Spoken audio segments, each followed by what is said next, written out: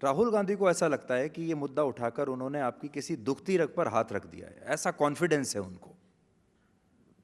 देखिए, अब राहुल गांधी के बारे में मैं इतने बड़े मंच पर कोई सार्वजनिक टिप्पणी करना नहीं चाहता। सबको खुशफहमी में रहने का अधिकार है और रहना चाहिए। अब अमित जी, एक और जो लगातार विपक्ष का आरोप है वो ये कि ईडी, सीबीआई, इनकम टैक्स जैसी एजेंसियों का दुरुपयोग हो रहा है और लगातार विपक्ष के नेताओं को इस पर निशाना बनाया जा रहा है। इस पर आप क्या कहना चाहेंगे? देखिए, जब 2017 की मैं बात कर रहा हूं, यूपी का चुनाव था, कांग्रेस की एक बड़ी नेत्री ने कहा कि भ्रष्टाचार हमने किया था तो क्यों कार्यवाही नहीं हो रही है, हम पर सवाल खड़े करे थे। अब हो रही है तो हाय तौबा कर रहे हैं। ये सारी एजेंसियां, कोई एजेंसी कोर्ट के ऊपर नहीं है। जी।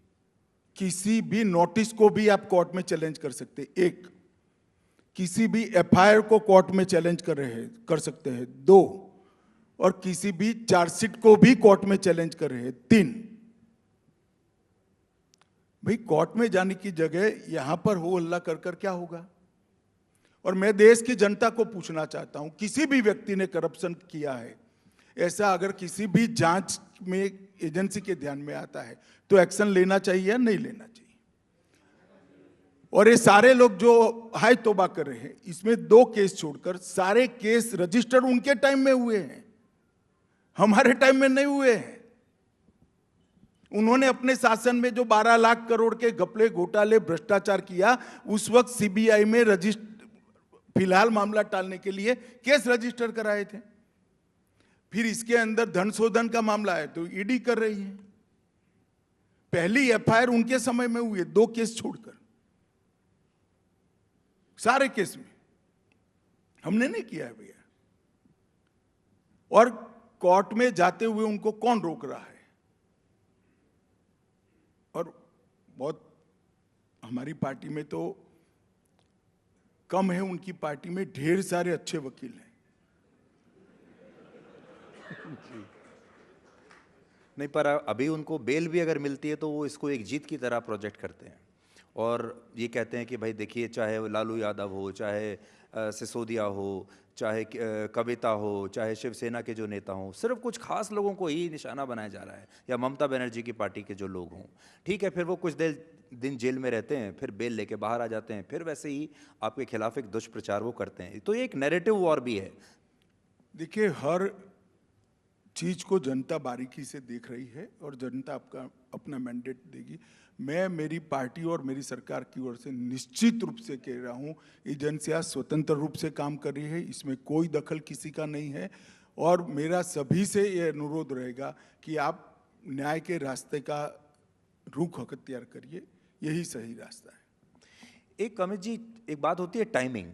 जब हम टाइमिंग की बात करते हैं तो बहुत सारे लोग टाइमिंग, किसी भी एक्शन को टाइमिंग से जोड़ते हैं कि ये फेयर था या नहीं फेयर था। जैसे मान लीजिए बीबीसी ने सरकार के खिलाफ कोई डॉक्यूमेंट्री दिखा दी तो कुछ हफ्तों के बाद उनके ऊपर आईटी की कार्रवाई हो गई। नहीं, मैं तो डॉक्यूमेंट्री के टाइमिंग पर सवाल उठाता हूं।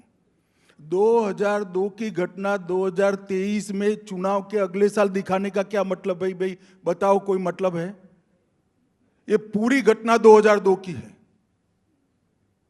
चुनाव है 2024 में, आप 2023 में देखा, तो आप इसके टाइमिंग की क्यों बात नहीं कर रहे हो भाई?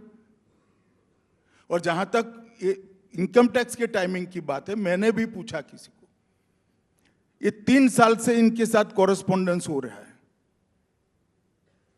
अब कोई अपने आप को कानून से ऊपर मानेगा तो कोई नहीं है कानून के ऊपर। सबने कानून के हिसाब से चलना पड़ेगा और आगे बढ़ना पड़ेगा। पर आपको ऐसा लगता है कि एक नैरेटिव वॉर है और ये एक लड़ाई चल रही है जिसमें एक तरफ मान लीजिए बीबीसी भी हो सकता है, पश्चिमी मीडिया हो सकता है, जिनको आप अर्बन नक्सल कह सकते हैं, लिबरल्स हो सकते हैं, वो आपको उदाहरण देता हूँ। मान लीजिए अर्थव्यवस्था है, G20 है, उनको ना G20 अच्छा लगता है, ना आपकी जीडीपी ग्रोथ रेट उनको अच्छी लगती है, ना विश्व में आपका जो मान सम्मान हो रहा है वो उनको अच्छा लगता है। एक नैरेटिव ये बनता है कि देश में बेरोजगारी बढ़ रही है, महंगाई बढ़ रही है, अर्थव्यवस्था डूब रही है।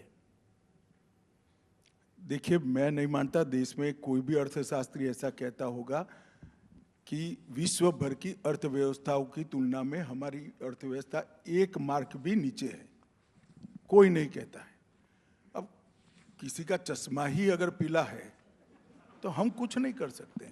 और नैरेटिव उनके करने से सेट नहीं होता। ये तो 2002 से मोदी जी के पीछे पड़े हैं, 2000 की साल से इनका नैरेटिव चलता। तो ना मोदी जी मुख्यमंत्री नाते 3 बार 4 बार चुनकर आते, ना 2 बार प्रधानमंत्री नाते चुनकर आते। नैरेटिव देश की जनता तय करती है। डेमोक्रेसी में जनता सब चीज़ों को देखती है, इवेल्युएट भी करती है और उसको जवाब भी मतदान के अंदर देती है।